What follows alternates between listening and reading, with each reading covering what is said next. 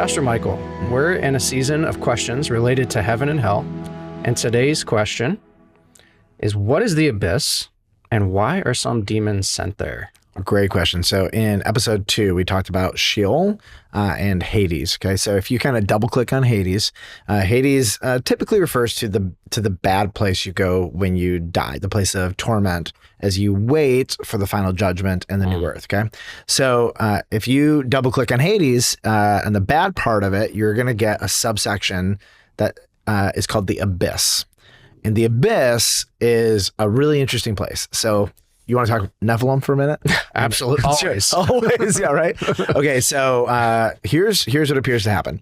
The demons who rebelled against God before the flood and impregnated human women, those offspring of those demons were called the Nephilim. Mm-hmm. And the Nephilim essentially destroyed the entire earth and infected the bloodline of humanity so pervasively that God had to destroy all of humanity.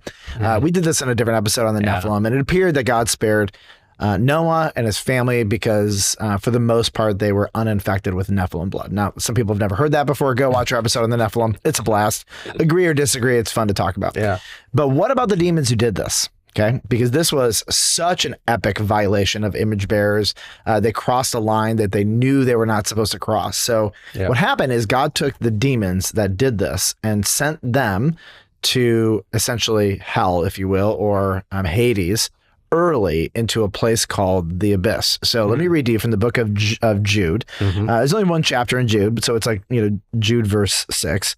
And here's what it says. The angels who did not stay within their own position of authority, these are the demons who impregnated these women, but left their proper dwelling, he has kept in eternal chains under gloomy darkness until the judgment of the great day. 2 Peter 2:4 actually calls this place Tartarus, which comes from kind of Greek mythology, taking terms they understand and then helping them understand what these places actually look like. And so here's what you find. All demons have crossed the line, don't get me wrong.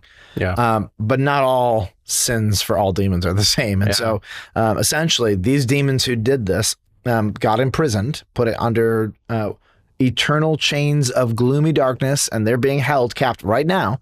They're being held captive in, we'll say, so we have Hades, bad part. They're somewhere at the bottom of that is a pit where they're being kept in chains, and it's a gloomy darkness. It's not a happy place, right? Yeah. So now turn with me to Luke chapter 8, and I'd love for you to read this. And this is a story about Jesus and a bunch of demons, and it's a really striking story because kind of the abyss comes up again here. Yep. Luke 8, verse 26. Then they sailed to the country of the Gerasenes, which is opposite Galilee. When Jesus had stepped out on the land, there met him a man from the city who had demons. For a long time he had worn no clothes, and he had not lived in a house, but among the tombs. Yeah, so demons come to steal, kill, and destroy, right? So there's plural, there's a multiplicity of them. How many? Let's see. Yep. When he saw Jesus, he cried out and fell down before him and said with a loud voice, "What have you to do with me, Jesus, Son of the Most High God? I beg you, do not torment me." All right, so a couple things here. Number one, these demons recognize Jesus has authority over them, and they recognize, and this is interesting because who's the one who came down and put these demons in gloomy chains of darkness? It was Jesus. Yeah. And they're recognizing what he's already done to a bunch of their brothers, okay? When they cross some lines, and these demons, they're like, there's a lot of us, and we might have crossed the line, right? And so they look at Jesus and they're like, don't send us to the abyss. And keep going, because the text is going to actually show us that this is their understanding. Yep. Verse 29, for he had commanded the unclean spirit to come out of the man. For many a time it had seized him. He was kept under guard and bound with chains and shackles, but he would break the bonds and be driven by the demon into the desert. Jesus then asked him, "What is your name?" And he said, "Legion," for many demons had entered him. And they begged him not to command them to depart into the abyss. Yeah, all Jesus has to say, this is great, is go to the abyss. And they are in the abyss. And they are begging him, please, please, please don't send us to the abyss. Here's what's striking. They are destroying the life of an image bearer. Yeah. Right? They've already rebelled against God, aligned with his number one enemy, and they're like, please, you know? And so what happens next is I just think it's actually one of the, like, when you understand how the Jewish mind works and like what these things mean, you'll see exactly what happens. So keep going with this, because this is cool. Back to Luke 8:32. Now a large herd of pigs was feeding there on the hillside, and they begged him to let them enter these. So he gave them permission.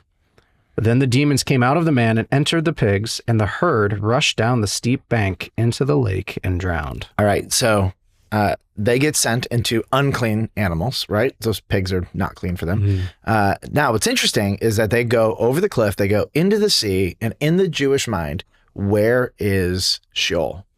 It's down, but where's hell, or the dark place? It's the sea. It's the place of chaos. It's the place of like people go and they die there, right? And so what's happening here is that they're like, don't send us to the abyss. And what does he end up doing? He ends up putting them in an unclean thing and then inevitably sending them into the abyss. That's what's being communicated here. So the abyss is where it's a subset of Hades, subset of Sheol, where demons who have crossed lines are sent into eternal chains of gloomy darkness, and they're being held there until the final judgment, because they have wreaked so much havoc on humanity. So one of the things I think we forget is that, like, God is regularly keeping the demonic realm in check. And so there are things that they regularly cannot do. And then there are times when demons try to go do these things, and when they do them, then this is what happens to them. We have no idea how many demons have been sent there. We know about the Nephilim, we know about these guys, but like we have no idea how many times a demon has crossed the line only to have Jesus come in and just command him, go to the abyss. And they're stuck there until the judgment day.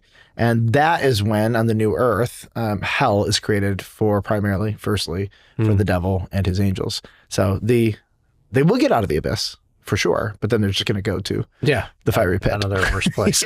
And so the abyss. I think there's no evidence that people go to the abyss before the judgment that I've been able to find. So it seems to be a place for angels to be stored. Evil angels. It's fascinating because I've always loved that story in the Gospels, but never kind of understood it from that angle and that perspective of the spiritual realm and the abyss of all where these demons go. So I'm guessing probably a lot of people watching and listening probably also maybe didn't know that nuance. So that's super interesting. It takes guts to go to the God that you have crossed, humiliated, mocked, tried to destroy, and say, I know you can destroy me. Could you please not? No. Well, thank you again. We're going to have a lot of good questions to explore, and I think this was just adds another element to all these questions about heaven and hell. So thank you. Enjoy.